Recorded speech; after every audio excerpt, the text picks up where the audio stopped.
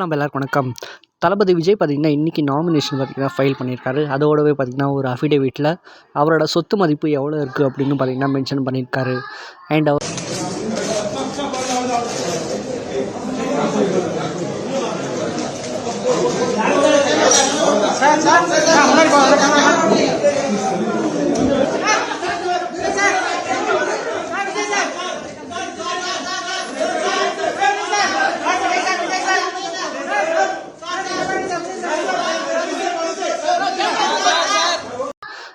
சொத்து மதிப்பு பார்த்திங்கன்னா 405 கோடி.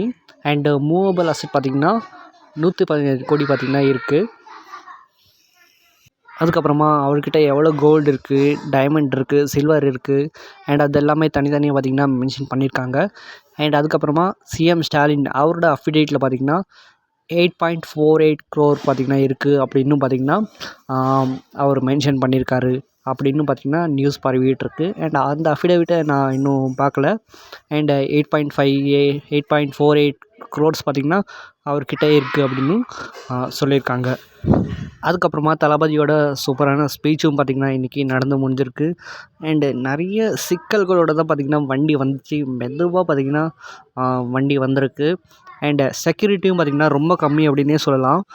அண்ட் அந்த பக்கம் எக்ஸ்சிஎம் பார்த்திங்கன்னா அவர் வரும்போது அங்கே பாடி கார்ட்ஸ் பார்த்திங்கன்னா அவ்வளோ இருக்காங்க, கூட்டம் இல்லை. ஆனால் செக்யூரிட்டி பார்த்திங்கன்னா ரொம்ப பலமாக இருக்குது. ஆனால் இங்கே அந்த அளவுக்கு செக்யூரிட்டி கொடுக்கலையோ அப்படின்னு தோணுச்சு.